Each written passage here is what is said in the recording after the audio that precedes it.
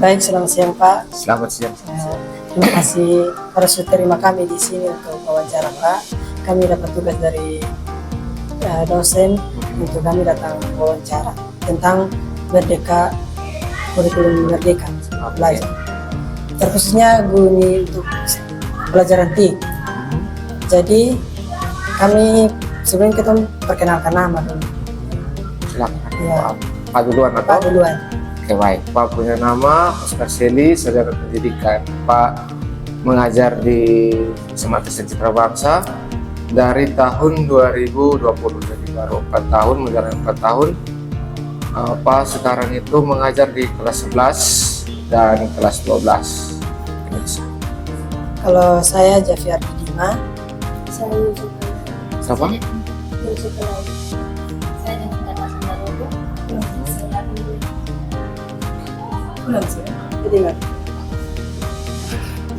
Saya Yusuf Pelai.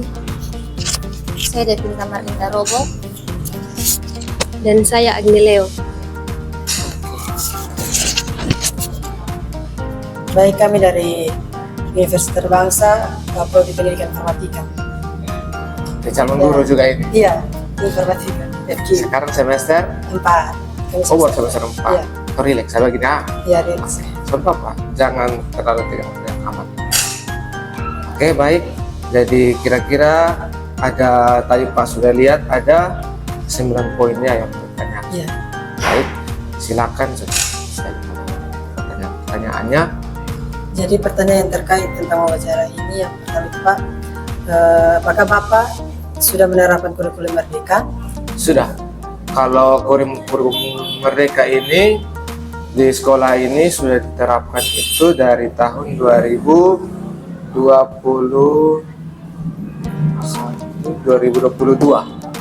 dari angkatan yang sekarang kelas 11 ini. Dan 2022 itu kami di sekolah SMA Citra Bangsa sudah menerapkan kurikulum merdeka. Jadi sebelum itu di angkatan 2021 itu masih kurikulum 2013 dan itu sudah selesai di bulan Mei kemarin angkatan mereka, dan yang tersisa ini dari kelas 11 adalah angkatan pertama kurikulum merdeka di SMA Kristen Citra Bangsa. Baik, pertanyaan kedua Pak, bisakah Bapak ceritakan sedikit tentang latar belakang Bapak sebagai guru TIK dan pengalaman Bapak dalam mengajar TIK? Oke, latar belakang ini seputar pendidikannya. Iya. Oke, baik. Pak sendiri lulus dari Undana. Pak lulus itu di tahun 2019. Pak kuliah itu pendidikan selama 5 tahun, 10 semester di Fakultas Pendidikan dan Keguruan, jurusannya ETK, prodinya elektro. Jadi Pak di sana itu Pak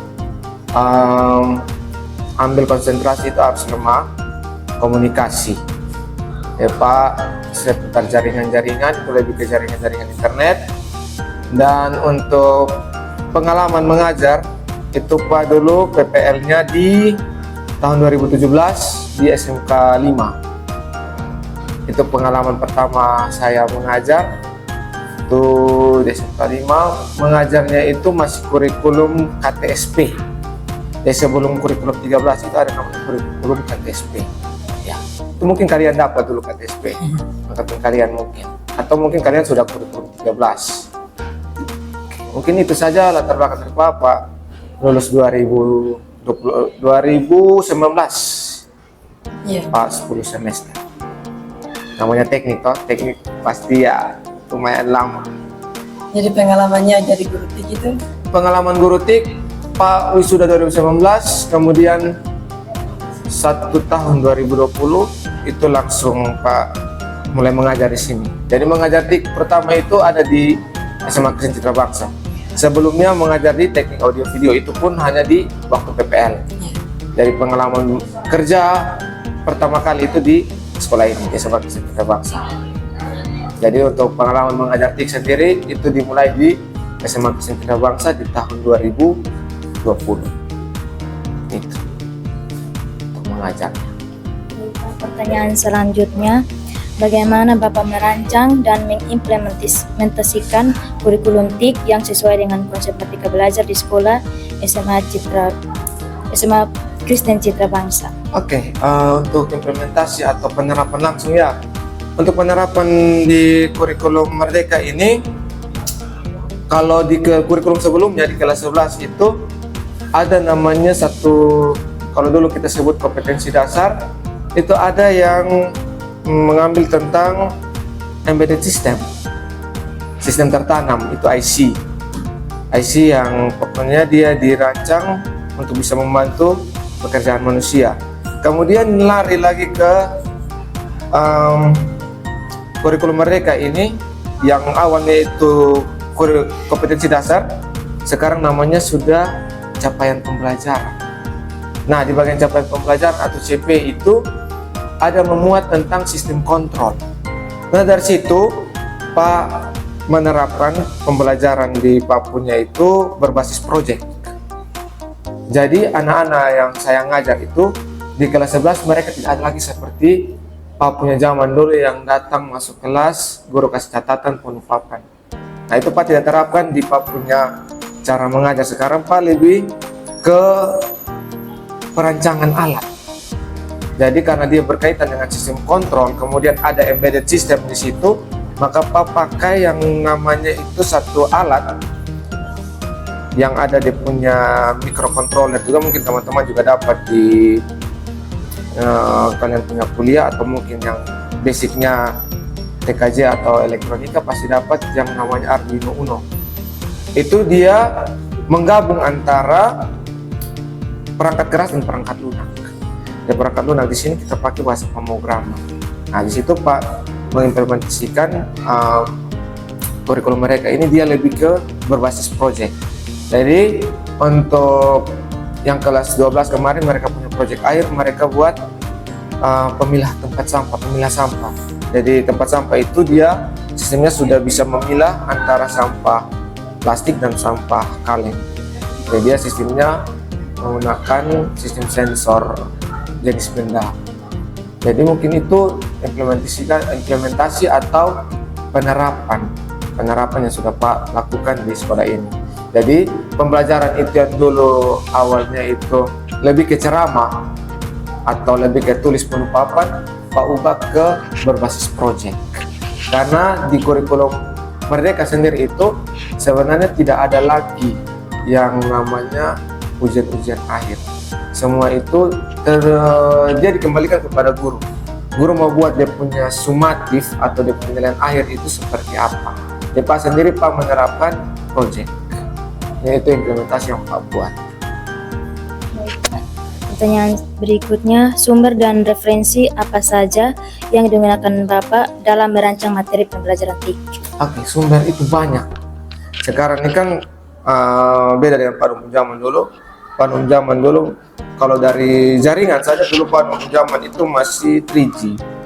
Kemudian naik 4G, sekarang sudah bagus sekali dia punya jaringan, bahkan sampai 5G sudah ada, fiber optik dan lain-lain. Jadi untuk sumber belajar sendiri, salah satunya adalah buku yang ada di perpustakaan. Kemudian untuk membuat modul ajar yang dulunya itu RPP, sekarang namanya modul ajar, itu Pak pakai kebanyakan itu Pak pakai dari internet.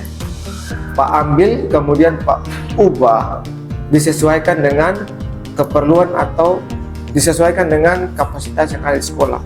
Kan kurikulum mereka itu lebih ke pembelajaran yang dikonsentrasikan kepada peserta didik.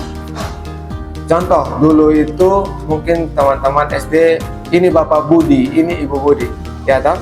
Tapi sekarang itu tidak ada lagi. Dia disesuaikan dengan lingkungan sekolah. Nah, seperti tadi Pak punya proyek itu karena lingkungan sekolah Pak ini. Contoh saja air di tandon. Kebanyakan itu kan tidak ada pengontrol. Jadi kemarin sekarang kelas 11 itu mereka membuat pengontrol dinamo air. Jadi begitu air penuh sudah mencapai dia punya titik yang kita sudah tentukan, yang diatur di bahasa pemrograman itu, dia kalau sudah sampai contoh kita atur di 5 cm, ultrasoniknya baca dia punya permukaan, itu dinamo akan mati secara otomatis. Nah, itu disesuaikan dengan apa yang ada di lingkungan sekitar. Jadi kalau dia punya sumber-sumber itu banyak. Bahkan Pak itu ada dapat pembuatan modul ajar itu Pak ada satu website. Mungkin nanti teman-teman dalam pembuatan kalau sudah ada guru, kalau mau pembuatan modul ajar atau dulu RPP itu, teman-teman bisa pakai ada satu website namanya highling.co. Nah itu teman-teman bisa pakai itu, ambil dia, jangan langsung ambil tapi disesuaikan lagi dengan lingkungan atau kondisi peserta didik. Nah jadi untuk sumber belajar itu ada dari buku, kemudian ada dari internet. AI sekarang banyak, teman-teman bisa pakai AI, bisa ambil, tapi jangan ambil kemudian langsung pasti teman-teman pakai itu. Jangan. Kalau kurikulum merdeka itu disesuaikan dengan kondisi peserta didik. Baik, kita masuk dalam pertanyaan berikutnya. Kira-kira bagaimana pengalaman Bapak dalam mengajar menggunakan kurikulum Merdeka Belajar dengan kurikulum sebelumnya? Oke, pengalaman Pak ketika mengajar dengan kurikulum Merdeka itu salah satunya adalah peserta didik itu dia lebih aktif. Peserta didik lebih aktif karena dia tidak hanya bagaimana di kalimatnya, dia itu tidak hanya berpatokan kepada guru. Kalau dulu kan kita semua mendengar dari guru, informasi satu-satunya itu adalah dari guru. Tapi sekarang guru cuma menjadi sebuah media, menjadi sebuah alat untuk mentransfer saja, bukan lagi sebagai salah satu sumber, tapi kita membagikan apa yang kita sudah dapatkan. Contoh, kalau dulu kita harus jelaskan, anak-anak harus perhatikan di kita, tapi sekarang itu kita lebih memberikan kesempatan sepenuhnya kepada anak-anak. Makanya tadi itu lebih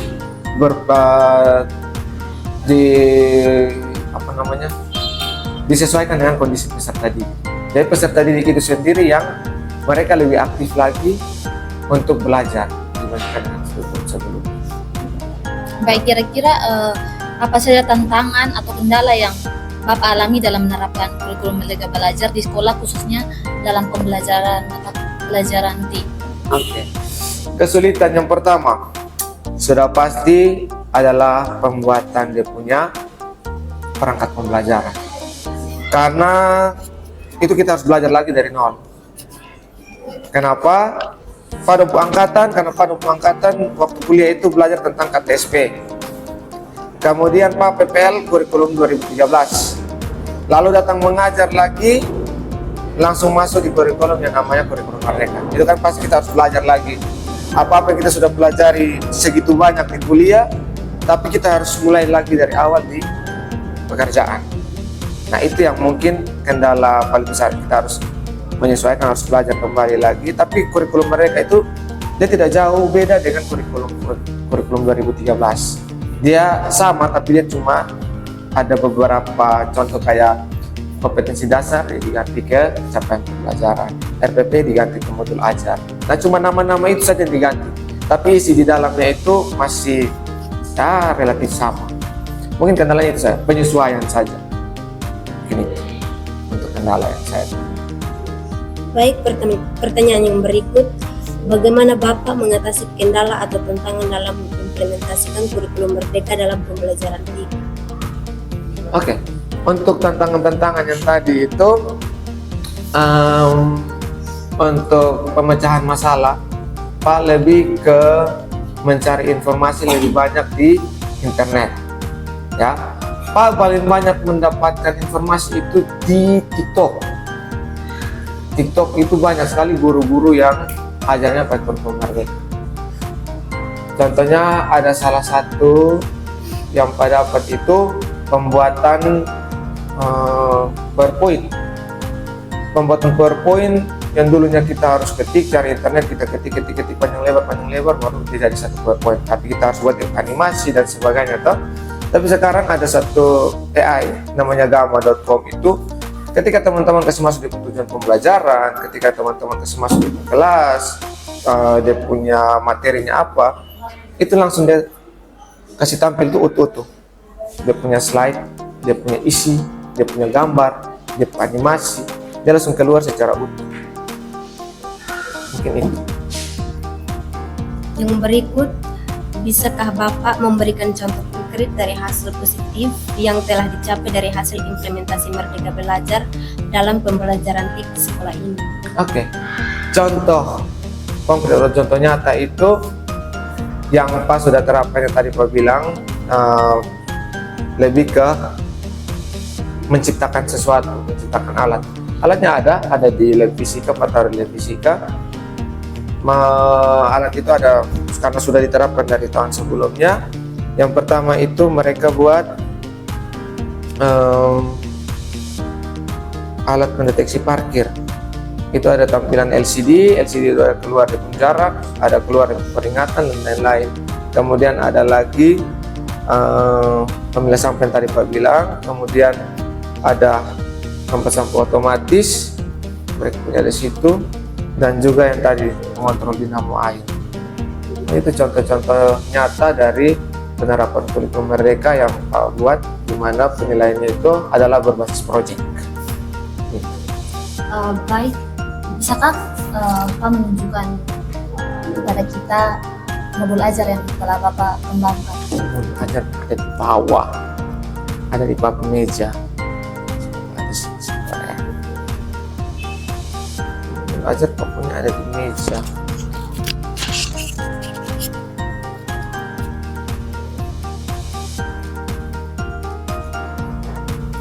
Tidak apa-apa kalau ada di meja, nanti kan kami bisa lihat.